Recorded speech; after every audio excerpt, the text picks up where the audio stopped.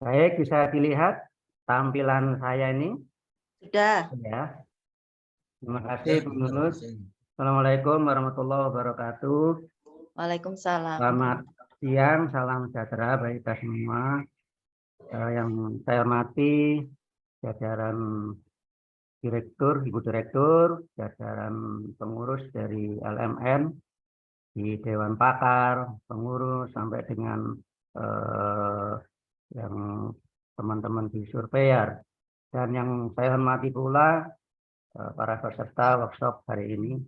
Mudah-mudahan Bapak Ibu sekalian selalu mendapatkan limpahan rahmat dari Allah Subhanahu wa taala, terutama yang sekarang sedang menjalankan ibadah puasa. Saya sampaikan selamat menjalankan ibadah puasa. Mudah-mudahan kita terus diberikan kesehatan hingga istiqomah hingga akhir dari Ramadan ini. Bapak Ibu sekalian masih tetap semangat ya. Alhamdulillah, saya kira ini hari keempat dari serial workshop ini. Mudah-mudahan Bapak Ibu tetap bisa mengikuti dengan seksama. Terima kasih kesempatannya. Hari ini saya mendapatkan kesempatan untuk berbagi ilmu yang kebetulan barangkali sebetulnya saya sama ya ilmunya dengan Bapak Ibu sekalian. Hanya mungkin kebetulan saya lebih dulu mendapatkan. Jadi insya Allah mudah-mudahan apa yang akan saya sampaikan ini dapat menjadikan bekal, terutama bagi Bapak Ibu calon superior untuk menghadapi nanti barangkali ujian kompetensi di tingkat Kementerian Kesehatan. Baik, Bapak Ibu sekalian, materi saya kebetulan yang dibebankan pada saya adalah sistem pelaporan dan pembelajaran insiden keselamatan pasien, baik di puskesmas maupun di klinik. Ini layout outline dari apa yang akan saya sampaikan sama pendahuluan. Yang kedua, keselamatan pasien dan pelaporan insiden keselamatan pasien. Ketiga, alur investigasi dan tindak lanjut insiden keselamatan pasien, baik di puskesmas maupun di klinik. Yang keempat, pelaporan insiden keselamatan pasien dalam standar akreditasi puskesmas yang terbaru. Dan kelima, pelaporan insiden keselamatan pasien dalam standar akreditasi klinik juga yang terbaru. Dan terakhir, penutup. Mudah-mudahan materi ini tidak memakan waktu lama ya. Kalau Bu Rustina tadi saya lihat hampir 50 sekian menit ya. Mudah-mudahan saya tidak sampai karena IKP ini tidak banyak ya, tidak banyak. Saya saling melengkapi apa yang sudah disampaikan oleh Bu Rustina tadi. Baik, Bapak Ibu sekalian, jadi inti dari materi ini, dasar hukumnya adalah dari PMK 11 tahun 2017, ya, di mana PMK 11 tahun 2017 ini adalah tentang keselamatan pasien. Jadi keselamatan pasien yang merupakan transformasi dari PMK 1691 tahun 2011 tentang keselamatan pasien di rumah sakit.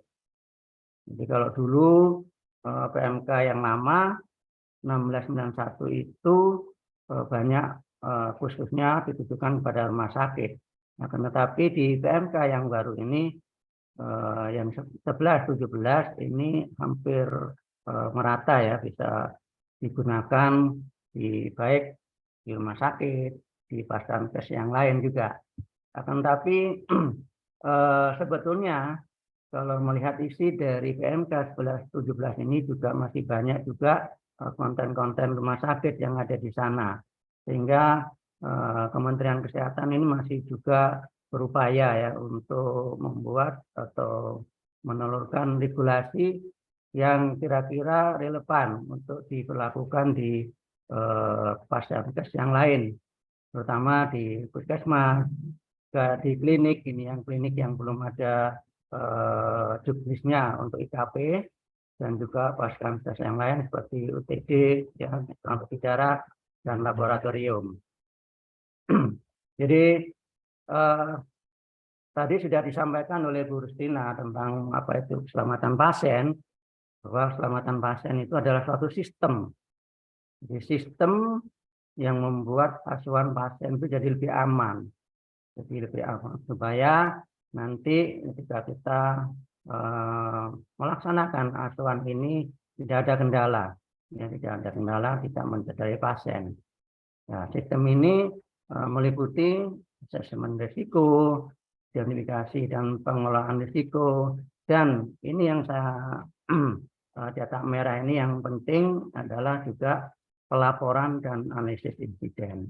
Jadi sistem ini juga dikembangkan, jadi pelaporan dan analisis insiden ini sudah dikembangkan oleh kementerian, sehingga sekarang sudah di samping ada aplikasi IKP Rumah Sakit, sekarang sudah ada aplikasi IKP Puskesmas, yang nanti juga akan pasti disusun. Ini adalah aplikasi IKP untuk klinik dan juga mungkin untuk laborat dan ini transfusi darah. Ini yang lagi berkembang. Dan tujuan dari sistem itu adalah untuk meminimalisir timbulnya risiko dan mencegah terjadinya cedera yang disebabkan oleh kesalahan akibat melaksanakan suatu tindakan, atau tadi yang sudah disampaikan Bu Rustina tadi namanya commission, ya, dan atau tidak mengambil tindakan yang seharusnya diambil atau omission. Jadi itu ya, saya ngulangi lagi apa yang disampaikan oleh Bu Rustina tadi. Nah, di Pasienkes ini sesuai dengan PMK 1117 tadi juga dilaksanakan keselamatan pasien melalui penerapan yang dirumuskan dalam rumusan 776, ya, 776. Jadi untuk memudahkan kita untuk menghafal atau mempelajari atau mengingat-ingat, ada pelayanan penyelenggaraan keselamatan pasien di Pasienkes ini dengan menerapkan prinsip 776,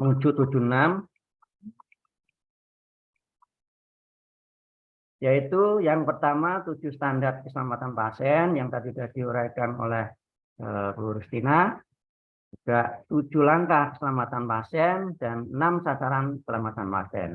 Tiga-tiganya tadi sudah disampaikan oleh Bu Rustina. Saya hanya mengulang saja poin-poin yang kira-kira berkaitan dengan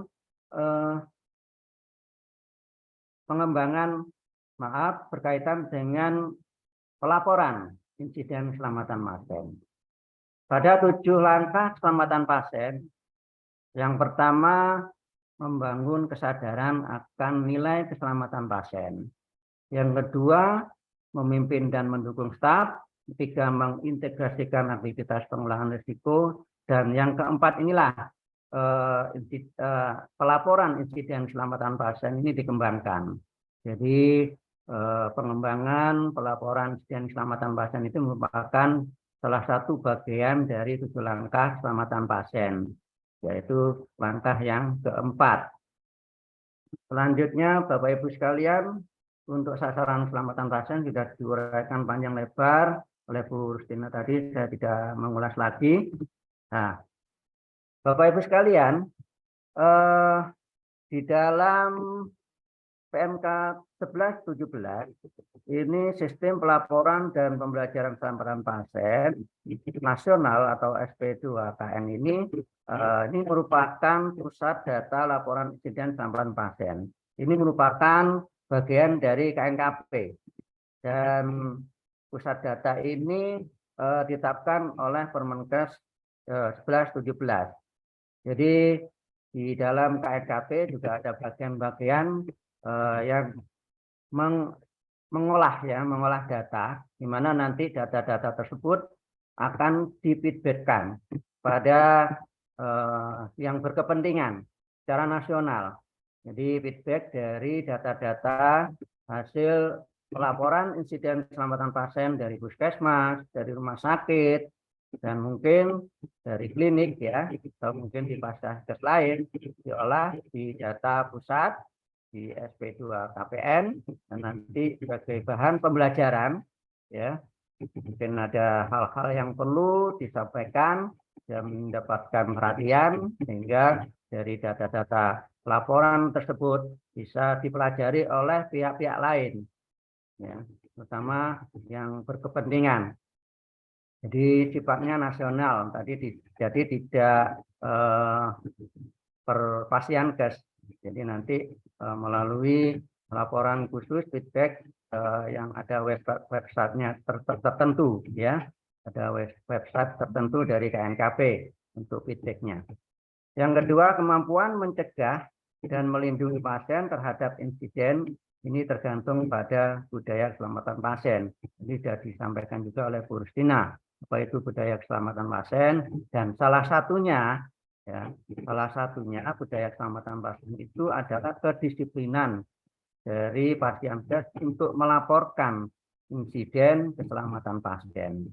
Semakin disiplin, semakin rutin Pascankes melaporkan insiden keselamatan pasien, maka semakin bagus nanti data-data di pusat untuk bahan pembelajaran dari adanya insiden-insiden yang terjadi secara nasional untuk bisa dijadikan bahan pembelajaran pada Pascankes yang lain, meskipun Pascankes yang lain itu tidak mengalami insiden tersebut, sehingga Pascankes bisa antisipasi jangan sampai terjadi insiden yang sama yang terjadi di Pascankes yang lain. Tujuannya dari SP2 KPN ini untuk mengetahui data insiden keselamatan pasien berdasarkan laporan dan pembelajaran keselamatan pasien di tingkat nasional. Tadi sudah saya sampaikan, jadi SP2 KPN ini menghimpun data-data laporan insiden keselamatan pasien dari seluruh Pascankes yang ada di Indonesia, baik di rumah sakit, di puskesmas, di klinik, ya, ataupun di Pascankes yang lain yang nanti akan dikembangkan aplikasinya secara nasional sebagai bahan pembelajaran ya untuk keselamatan pasien. Yang kedua, laporan insiden yang dikirim ke SP2 KPN ini untuk mendukung pembelajaran dan perbaikan secara nasional. Yang ketiga, hasil dari kajian insiden akan memberikan informasi prioritas nasional untuk peningkatan mutu dan keselamatan pasien. Jadi endingnya semua hasil dari data-data insiden tadi dibuat pembelajaran sehingga jadi informasi prioritas nasional untuk peningkatan mutu dan keselamatan pasien. Nah, apa yang dilaporkan ya di SP2 KN ini atau KNKP ini semua kejadian sentinel dan atau KTD yang telah dianalisis dan ditindaklanjuti di Pascankes. Jadi laporan-laporan yang sudah dianalisis, bukan KTD saja atau sentinel saja. Jadi bisa ya laporan yang nanti disampaikan ke KNKP itu bisa KTD, bisa sentinel atau dua-duanya. Baik, Bapak Ibu sekalian. Nah, Bapak Ibu sekalian, rujukan dari pelaporan insiden keselamatan pasien ini, Bapak Ibu dari websitenya Kemenkes ya, Bapak Ibu bisa download nanti di Mutu Pascankes kemenkes.go.id. Karena nanti Bapak Ibu pilih insiden keselamatan pasien, di mana bisa mendownload petunjuk teknisnya ya. Petunjuk teknisnya ini ya seperti ini, dan ini nanti di sana Bapak Ibu bisa mempelajari bagaimana sistem pelaporan yang ada di puskesmas ya. Sementara ini teknisnya ini yang di puskesmas ya, yang untuk klinik nanti ini masih dalam pengembangan ya. Nah, tetapi sementara barangkali klinik juga bisa memakai ini karena ini salah satu syarat untuk pengusulan survei ini harus ada laporan insiden keselamatan pasien. Ya, untuk yang survei perdana itu 3 bulan, tapi untuk yang itu sudah harus rutin melaksanakan laporan insiden keselamatan pasien, salah satunya ini selama 1 tahun. Ya. Jadi ini petunjuk juknis dan juga ada edarannya tentang penggunaan aplikasi ini ya, dari Direktorat Jenderal Pelayanan Kesehatan. Jadi ini petunjuknya, jadi Bapak Ibu sendiri bisa download ya, bisa download. Nah, Bapak Ibu sekalian, sebelum kita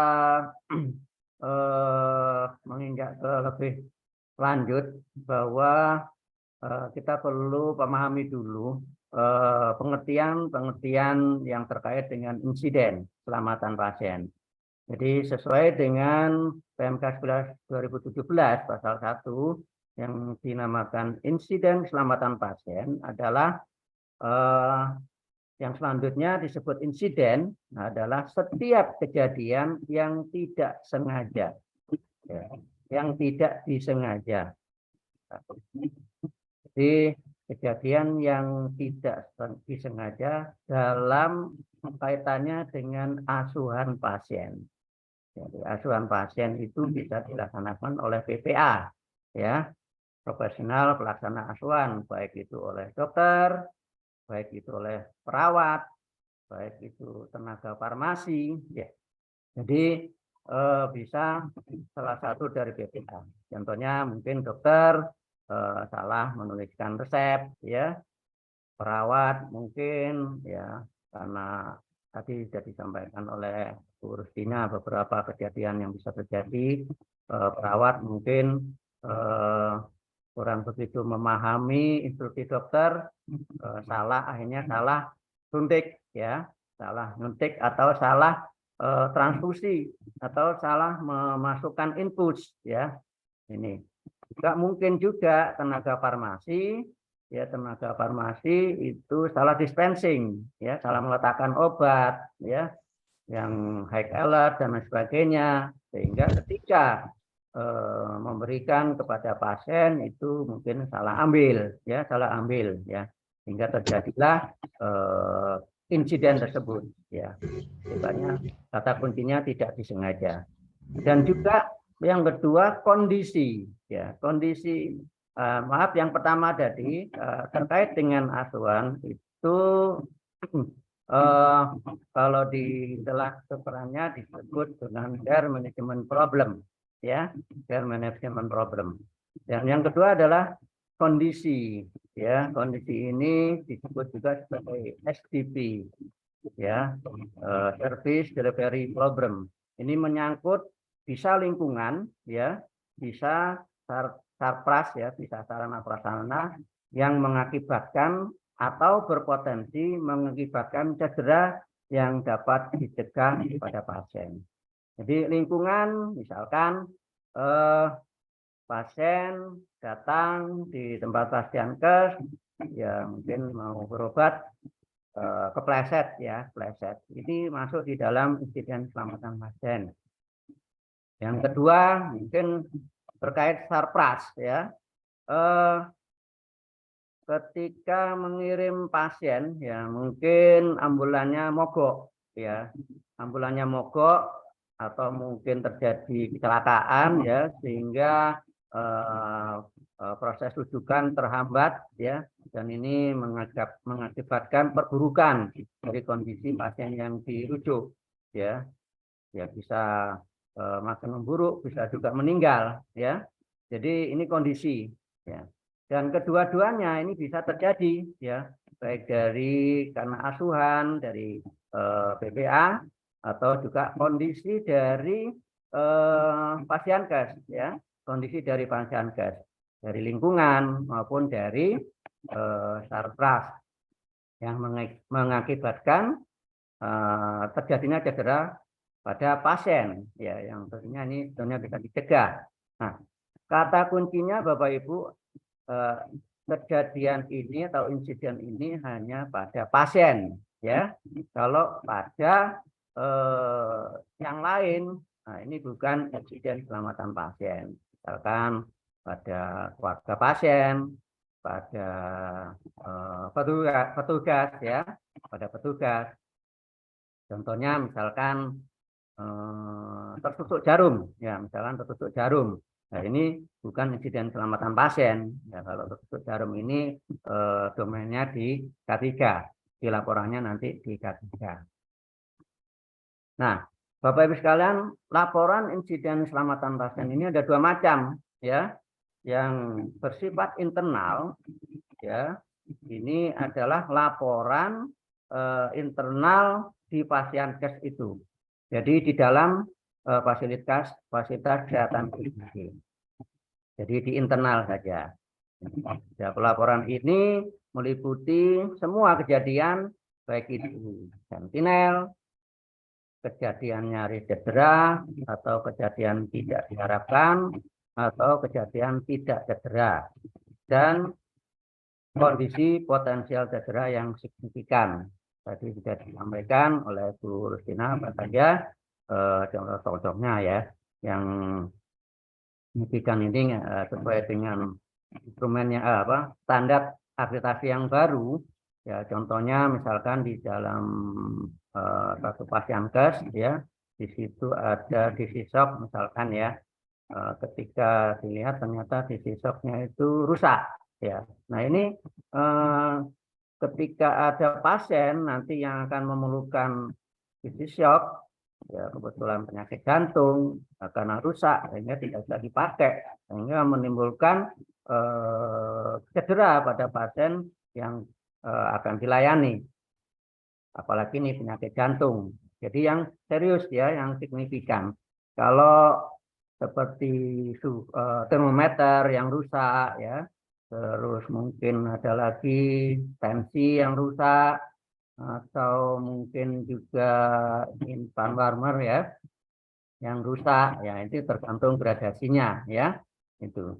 Jadi saya kira karena di puskesmas ya barangkali yang menyesuaikan ya alat-alat yang ada di sana, yang kira-kira yang potensial cedera yang signifikan itu yang seperti apa ya. Kalau mungkin di sana ada pelayanan persalinan ya, kebetulan juga ada pasien-pasien yang bersalin mungkin perlu infant warmer ya. Kalau infant warmernya ini rusak ya, ini juga bisa dikategorikan dengan potensial cedera yang signifikan ya. Tapi yang kalau yang lain tadi mungkin ya tidak begitu serius ya, bisa masuk kategori KPD saja.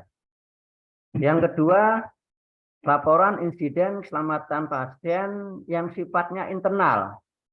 Jadi pihak pasienkes setelah menginvestigasi, menganalisis, melakukan tindak lanjut, ini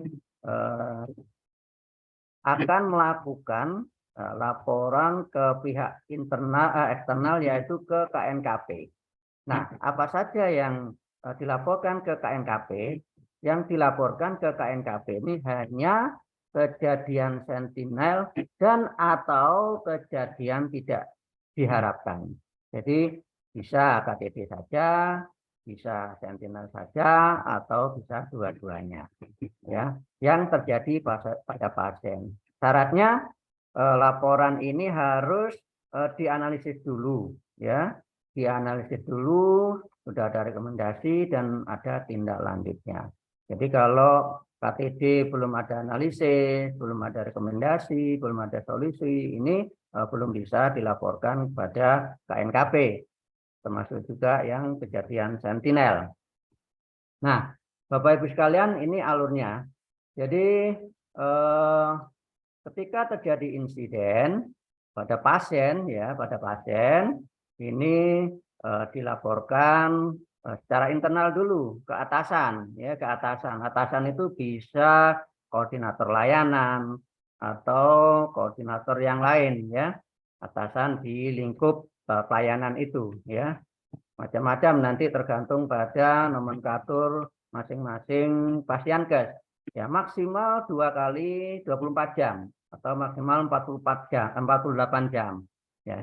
Jenis yang dilaporkan secara internal ini ada 5 tadi ya, Sentinel, KTD, KNC, KTJ, dan KPJS ya, KPJS.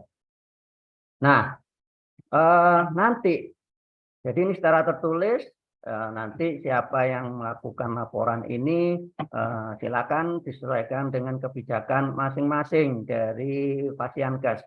Jadi pihak atasan atau pihak pimpinan Pasienkes itu akan membuat kebijakan siapa yang harus membuat laporan insiden keselamatan pasien ini.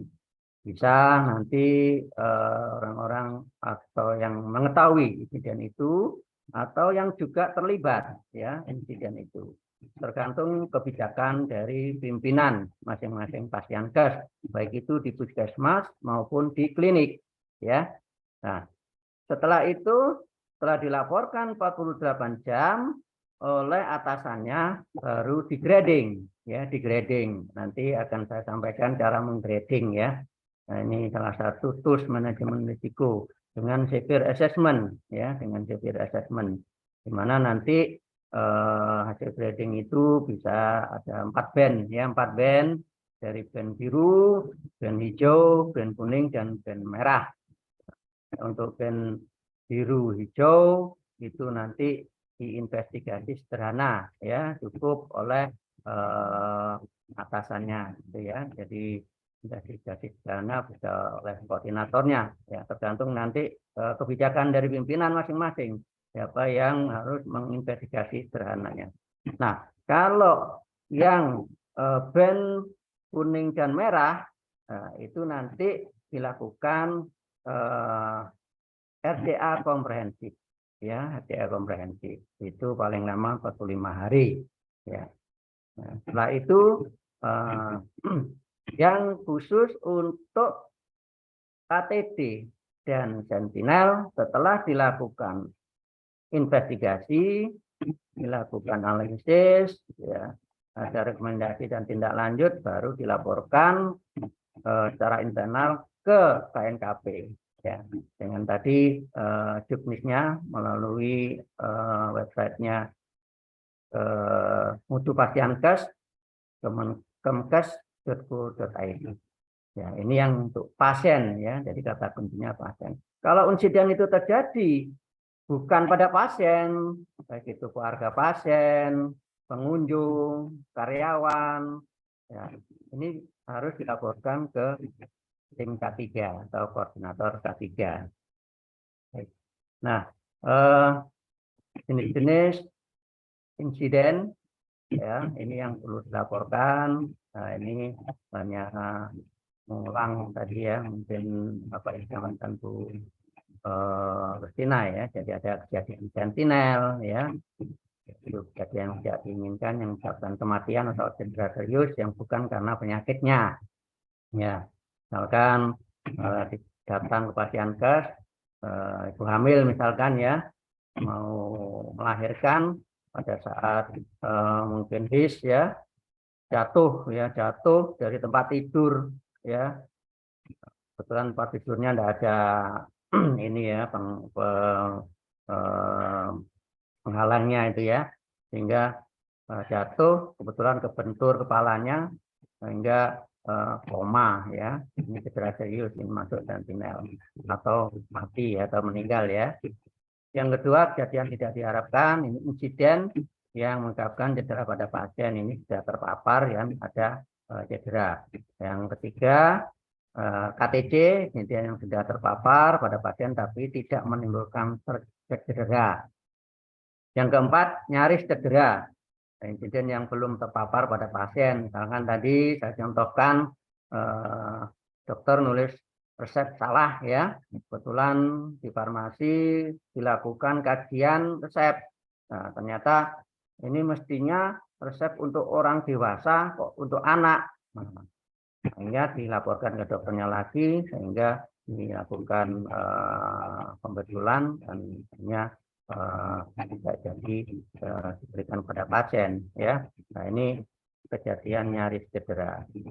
Itu juga mungkin di farmasi ketika petugas farmasi salah ngambil obat, ya salah ngambil obat karena salah dispensing, ya salah ngambil obat. Ketika mau diberikan kepada pasien, kebetulan ada double check, ya ada double check sehingga nanti ketahuan bahwa ternyata obat ini seharusnya bukan diberikan pada pasien itu. Nah, ini terjadi di anulir, ya diganti, ya. Jadi sebelum diberikan sudah diganti. Nah, ini nyaris cedera. Yang kelima, potensial cedera tadi, ya. Nah, kondisi potensial cedera ini bukan insiden, ya. Jadi kondisi. Jadi beda, ya, kalau insiden sudah terjadi. Nah, kalau ini kondisi, ya. Kondisi itu biasanya bisa pada sarana prasarana, ya. Dari lingkungan juga, ya. Gitu. Di kondisi yang mengakibatkan timbulnya cedera tapi belum terjadi insiden. Nah, nanti sebetulnya di dalam standar akreditasi puskesmas yang baru itu secara detail, ya. Jadi pengertian insiden ini sudah diuraikan secara detail di sana. Nah, barangkali ini juga khusus untuk sentinel, ya. Kejadian sentinel ini kematian yang tidak terduga termasuk, ya, jadi kematian yang tidak terkait dengan penyakitnya. Tadi sudah disampaikan contohnya, ya. Juga kematian atas bayi yang cukup bulan dan bunuh diri. Ya, ini biasanya pada kasus-kasus depresi, ya. Jadi di rumah sakit mungkin, ya. Mungkin juga di puskesmas yang melayani rawat inap penyakit jiwa, ya, ada kecenderungan bunuh diri. Ya, ini kalau sampai bunuh diri masuk kejadian sentinel. Juga kehilangan fungsi tubuh pasien yang luas dan permanen yang tidak terkait dengan perjalanan alamiah dari penyakitnya. Salah lokasi, salah prosedur, bahkan juga bisa salah pasien ketika operasi, ini sentinel, ya. Juga penculikan bayi, ya, atau bayi dipulangkan bukan pada orang tuanya, ya, jadi orang tua yang salah, ya, itu bisa masuk kejadian sentinel. Nah, ini yang terakhir, sebetulnya tadi kalau melihat definisi insiden itu harus pada pasien, ya, tapi kejadian sentinel ini bisa juga pada selain pasien, ya. Contohnya ini, ya. Pemerkosaan, ya, pemerkosaan bisa pada pasien, ya, pada saat rawat inap mungkin diperkosa oleh pengunjung atau petugas mungkin, ya, atau mungkin pihak-pihak lain. Kekerasan di tempat kerja seperti penyerangan yang menyebabkan kematian atau kehilangan fungsi tubuh yang permanen. Nah, ini bisa terjadi pada petugas juga ini, ya. Jadi bukan pada pasien. Atau pembunuhan yang disengaja oleh atas pasien, ya, atau anggota staf, ya, bisa dokter, mahasiswa kedokteran, siswa latihan, pengunjung atau vendor pihak ketiga ketika berada dalam lingkungan Fasdiankes. Jadi khusus yang sentinel yang poin F ini bisa juga pada K3 ini, ya, pada K3, ya. Jadi bisa pada non pasien. Nah, Bapak Ibu sekalian, tadi saya sudah sampaikan bahwa insiden ini bisa terjadi pada proses asuhan, baik itu komision maupun omission. Nah, kalau pada asuhan itu pasien tidak terpapar, nah ini namanya KNC, ya, KNC. Jadi tadi saya sudah contohkan beberapa contoh KNC. Kalau pasiennya terpapar, ya, misalkan contohnya ini, ya, yang mungkin di puskesmas, ini seringkali puskesmas itu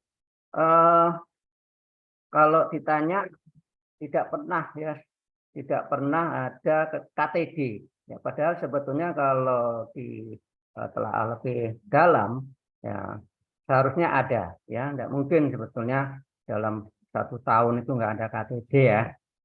Contohnya ini, ya, proses asuhan. Di dalam asuhan pasien itu ada kajian awal, ya, kajian awal di mana kita menggali informasi di antaranya adanya penggunaan obat-obat yang lalu, ya, juga adanya obat-obat yang berpotensi alergi pada pasien.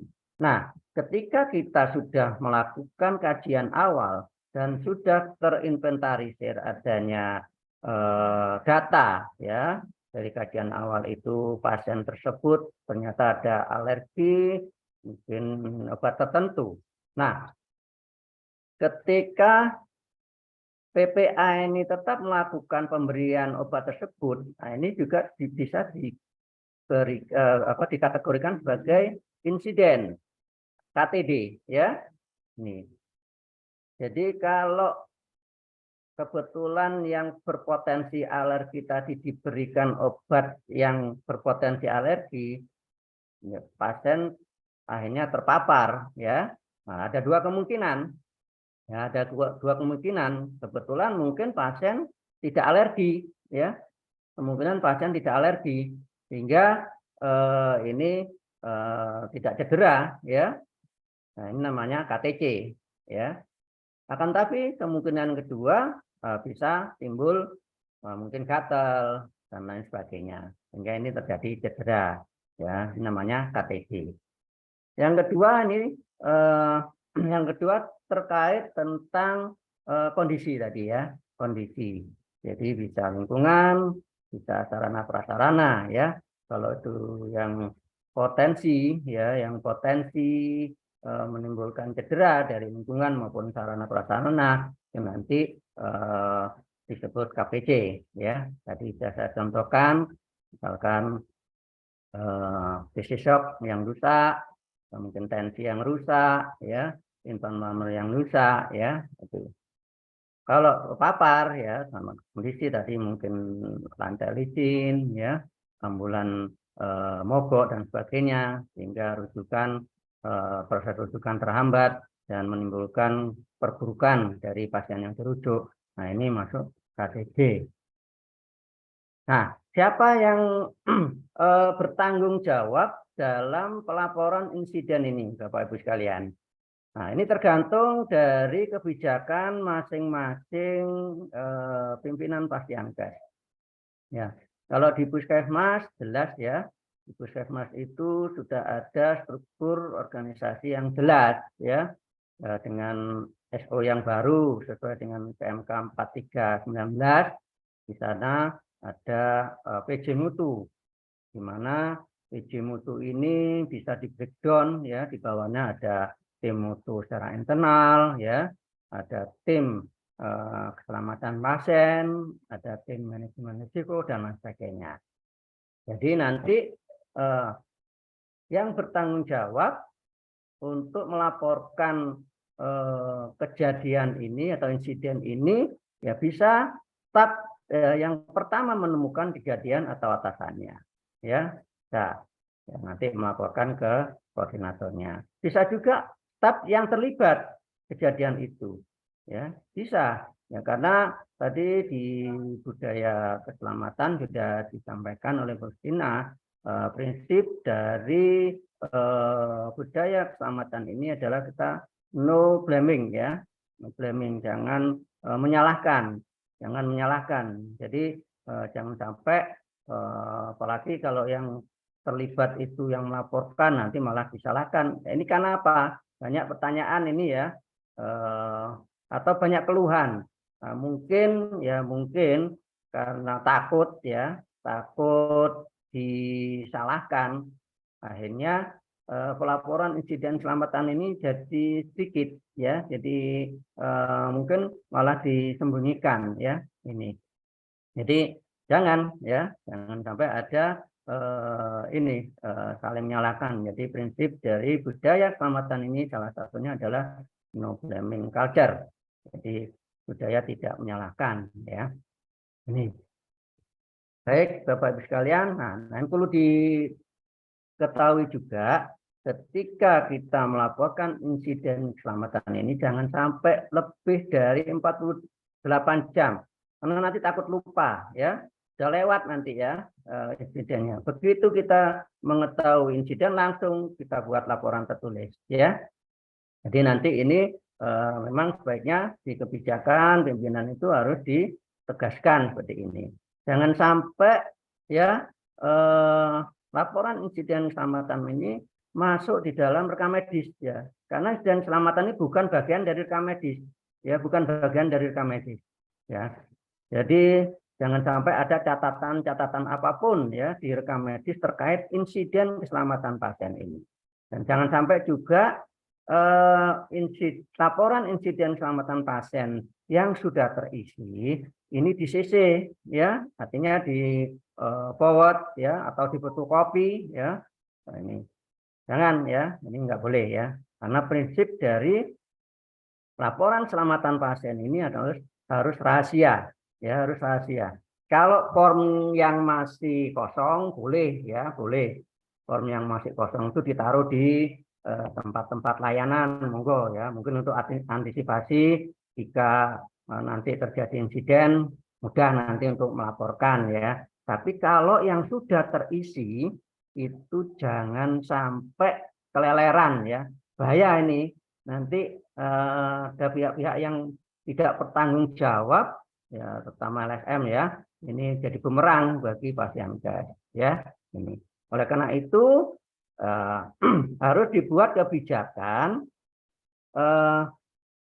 forum-forum laporan yang sudah terisi ini harus disimpan di lemari khusus terkunci yang bertanggung jawab biasanya ini ya harusnya ya tim keselamatan pasien ya itu.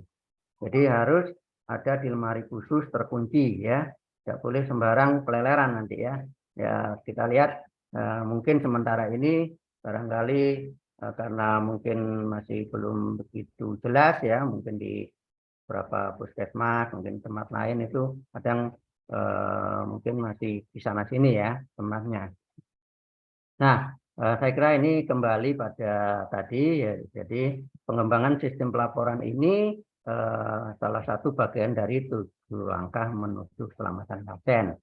Di dalam Permenkes 11/17 pasal 19 ayat 1 disebutkan di sana setiap fasilitas pelayanan kesehatan harus melakukan pelaporan insiden kepada KNKP. Ya. Yang berikutnya peran KNKP. Jadi sesuai dengan keputusan Menteri Kesehatan Republik Indonesia nomor sekian-sekian ini ya, peran KNKP ini diantaranya adalah di sana ada subkomite pengelolaan pelaporan insiden dan evaluasi serta monitor implementasi. Ini yang bertanggung jawab memberikan nanti feedback ya pada pasien kes baik secara nasional ya, secara nasional.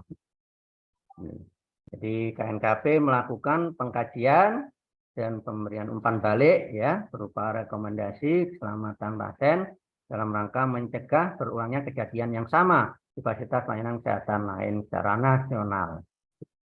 Nah, Bapak Ibu sekalian, jadi di Pasienkes ini perlu dibentuk tim ya keselamatan pasien tergantung kebijakan masing-masing pimpinan Pasienkes ya, terutama yang di klinik ya. Di klinik ini karena ini menyatu dengan PMKP ya, jadi di sana mungkin sumber dayanya yang kurang ya, terkait sumber daya, jadi dijadikan satu dengan PMKP.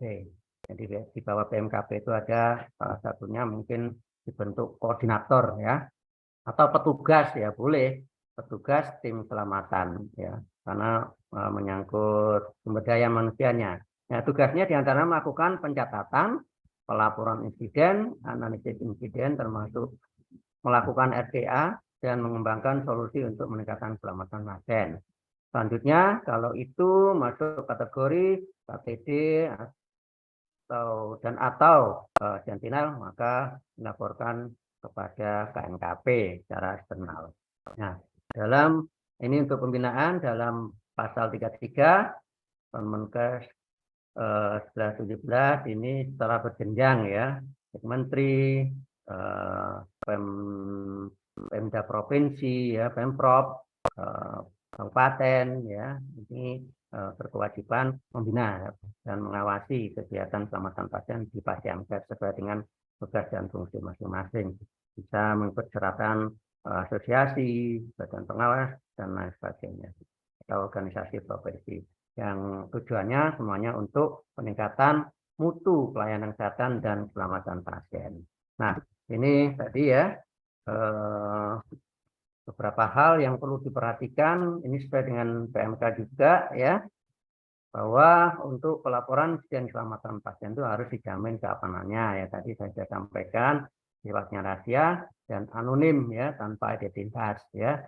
Jadi bisa kalau untuk internal itu ditulis Mr. Y, Mr. A, Mr.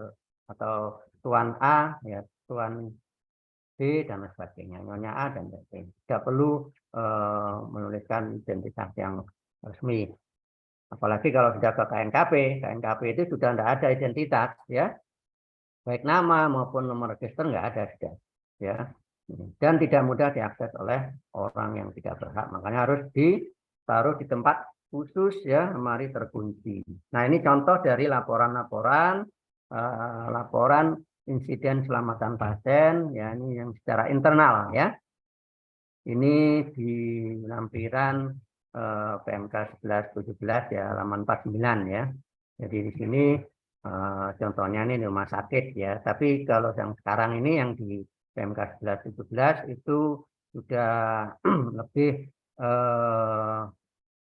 general ya, bisa untuk pasienkes yang lain. Kan tapi isinya masih sama ya, sama. Jadi karena itu kan masih terkesan masih domainnya rumah sakit ya isinya itu. Nah, nanti barangkali memang mau dikembangkan untuk PMK yang baru, untuk yang khusus untuk pasienkes yang lain tadi. Ini ya. Jadi ini kalau Bapak Ibu cermati di PMK 11 itu nanti di halaman 49 ya kalau tidak salah ya, itu ada formulir ini. Nah, nanti ini yang harus diisi ketika ada insiden ya, ketika ada insiden. Dan di sini juga ada gradingnya juga ya. Nah, siapa yang bertanggung jawab untuk menggrading? Nah, ini oleh karena itu harus ada kebijakan dari Pasienkes ya, yang menggrading siapa. Ya, kalau sudah masuk dalam tim ya barangkali ya timnya bisa. Atau koordinator layanannya ini harus bisa menggrading ya, bisa menggrading ya koordinator layanannya. Ya, syukur kalau bisa ini lebih bagus ya untuk menggrading kejadian risikonya tadi. Baik, bedanya, maaf ya, beda antara yang internal dengan eksternal itu hanya dua ya bedanya.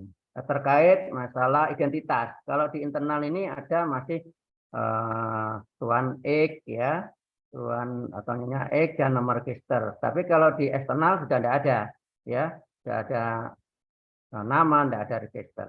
Yang kedua, di eksternal sudah tidak ada pertanyaan tentang KNC, tentang KTC, tentang KPC, nggak ada sudah. Jadi hanya dua ya, yang untuk forum yang eksternal. Nah, itu nanti di Juknis tadi sudah ada semua ya. Nah, Bapak Ibu sekalian, kita menginjak pada alur sekarang ya, alur pelaporan. Jadi ketika ada insiden, yang pertama kali yang harus Bapak Ibu lakukan apa? Ya tentu ya insiden itu harus ditangani dulu ya. Jangan karena wah ini harus dilaporkan lupa ya nangani ya. Lupa nangani langsung dilaporkan ya. Jangan, jadi harus ditangani dulu baru dilaporkan secara tertulis ya. Secara tertulis kepada atasannya ya, bisa pada koordinator layanan selama kurang dari 48 jam baru di grading ya. Siapa yang grading monggo silakan ya, tergantung kebijakan masing-masing pimpinan ya. Itu yang di sini biasanya yang relevan ya, kalau di puskesmas ya biasanya tim keselamatan pasien, atau mungkin kalau koordinator layanan lebih bagus ya. Di grading ada dua grading ya, masuk biru, hijau, nanti dilakukan investigasi sederhana ya, investigasi sederhana nanti dilaporkan juga kepada kepala puskesmas juga ya, Yang apalagi yang hijau, kuning sama merah yang harus dilakukan RCA.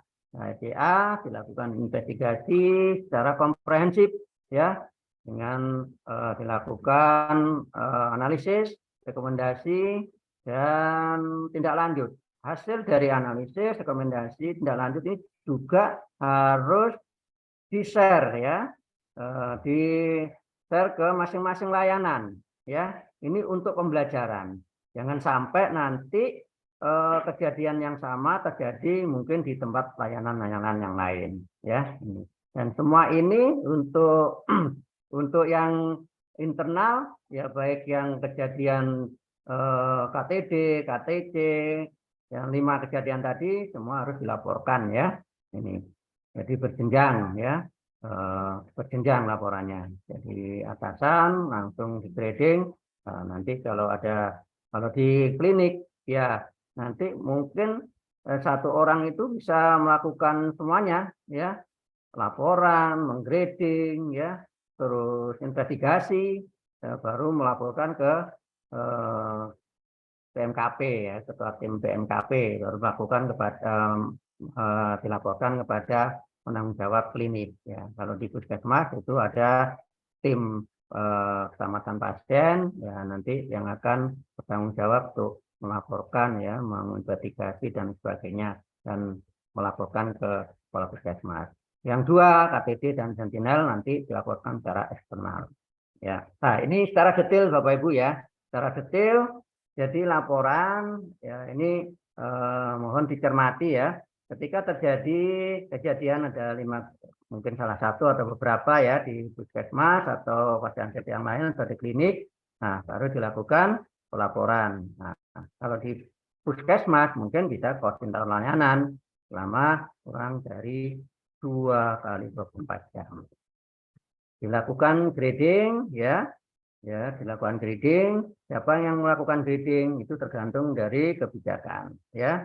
Jadi ini ya alurnya.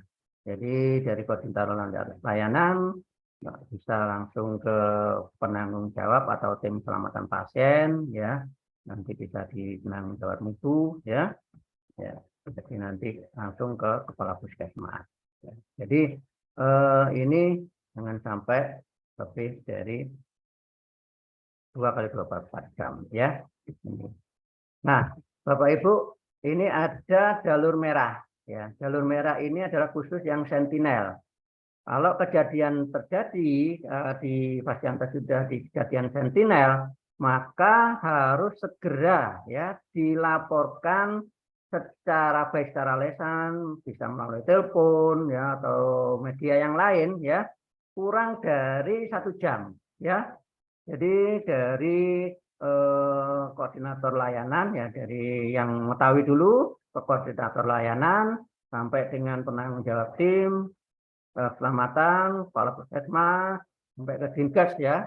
Ini harus dilapori ya untuk sentinel, karena sentinel ini harus jadi atensi ya, jadi atensi dinas kesehatan ini berkewajiban untuk membina atau menelusuri lebih lanjut ya, menelusuri lebih lanjut. Jadi ini alur dari pelaporan insiden yang merah khusus untuk sentinel.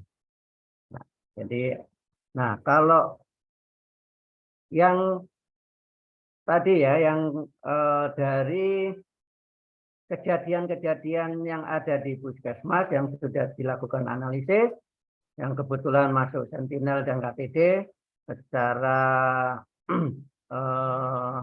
langsung dilakukan pelaporan ke KNKP melalui aplikasi ya, melalui aplikasi ya. Jadi juknisnya tadi sudah saya sampaikan. Jadi laporan eksternal ya, laporan eksternal ke KNKP untuk sentinel dan atau KTD. Laporan eksternal adalah laporan yang sudah selesai diinvestigasi di puskesmas. Investigasi komprehensif dilakukan maksimal 4 hari. Laporan dilakukan dalam kesempatan pertama sesudah selesai investigasi. Ya. Nah, ini secara lebih rinci lagi. Bapak Ibu, ini ya. Nah, di sini kalau melihat alur ini, koordinator layanan ini yang bertugas untuk menggrading. Jadi grading itu bisa, mohon maaf Bapak Ibu karena tempat saya ini dekat dengan masjid ya, barangkali nanti suara adzan dengar ini. Jadi yang bertanggung jawab di sini adalah koordinator layanan untuk menggrading. Ya, akan tapi di Pasdiankes tergantung kebijakan ya. Jadi di grading kalau masuk biru, hijau, investigasi sederhana. Ya.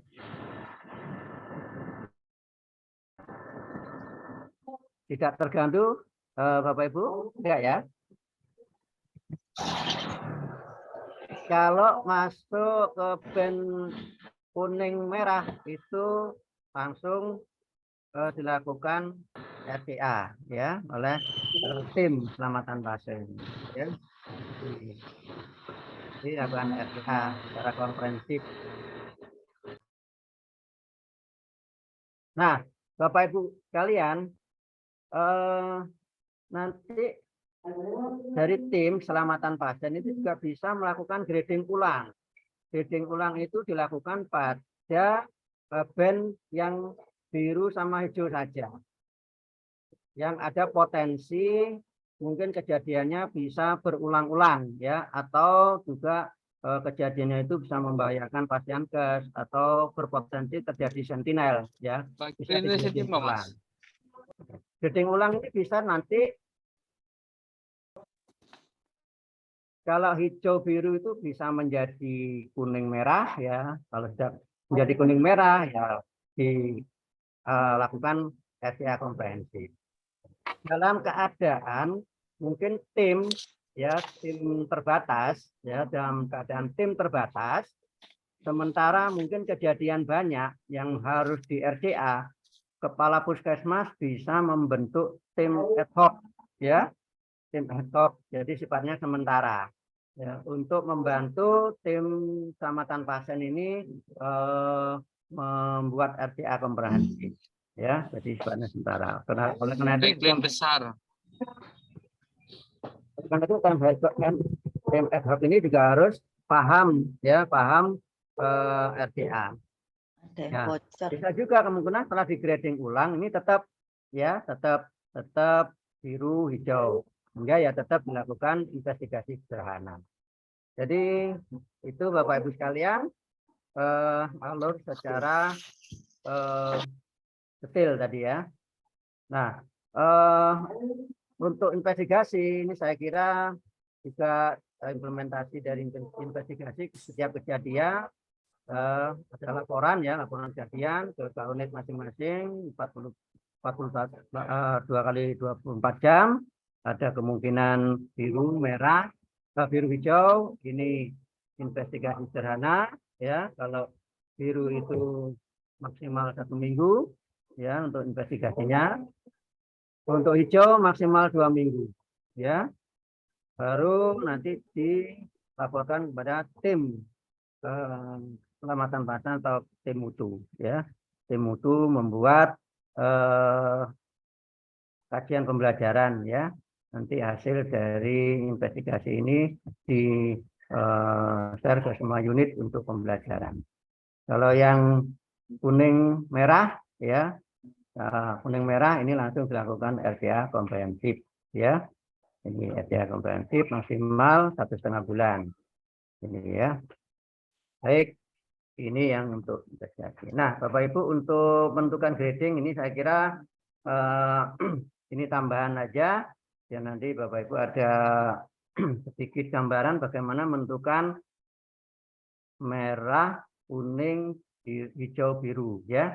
Jadi dengan severe assessment dengan mengkombinkan severity atau dampak dan probabilitas dari insiden tersebut ya. Jadi bisa nanti hasilnya bisa gradasinya ekstrim, baik, moderate dan low, atau dari gambar low itu biru, moderate hijau, terus yang high risk itu kuning, yang ekstrim itu merah. Ya, ini. Jadi deskripsinya ini kalau kejadian itu ini dampaknya ya minimal tidak cedera ya 1 nilainya, tingkat risikonya 1. Cedera ringan 2, moderate ini ya deskripsinya ya. Ini 3. Terus kalau cederanya luas ya, cacat, lumpuh, kehilangan motorik ya sampai dengan psikologis secara irreversible. Maaf, Dokter Nana, 3 menit lagi. Hah? 3 menit lagi. Oh, saya teruskan aja ya. Ya. Berapa menit, Bu? 3 menit. Aduh ya, ya ini jadi mengkomben itu, nah nanti hasilnya ini ya bisa komben jadi, nah jadi ini, ya, jadi bisa biru, hijau, kuning, merah ya. Dan ini tindakannya tadi ya sudah saya sampaikan. Nah, saya kira ini di juknis ada bisa saya lewati sama ya dengan yang saya sampaikan. Nah, ini yang penting ya, Bapak Ibu, laporan IKP dalam akreditasi puskesmas. Di dalam akreditasi puskesmas yang baru, IKP ini masuk dalam bab 5 ya, bab 5 di PMP standar 54.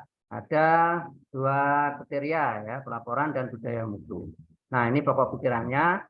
Jadi Bapak Ibu di sini jelas ya, lebih detail apa itu insiden ya, insiden keselamatan, apa itu KTC dan sebagainya. Nanti dibaca sendiri ya. Ini lebih jelas ya. Ini yang sentinel juga ya. Nah, ini pokok pikiran. Nah, EP-nya ada 2. Dilakukan pelaporan jika terjadi insiden sesuai kebijakan dan prosedur yang ditetapkan kepada tim keselamatan pasien ya. Dan kepala puskesmas yang disertai dengan analisis, investigasi, insiden, dan tindak lanjut. Saya kira jelas itu ya, jadi harus ada kebijakan tadi ya, kebijakan siapa yang melaporkan, siapa yang membuat grading, dan sebagainya. Ya, yang kedua, dilaporkan kepada KNKP kalau ada insiden KTD dan atau sentinel. Ya, ini yang 2. Nah, yang berikutnya di standar klinik. Nah, ini kalau standar klinik itu di bab 2 ya, masuk ke PMKP, terutama yang PMKP yang pertama ya, standar yang pertama.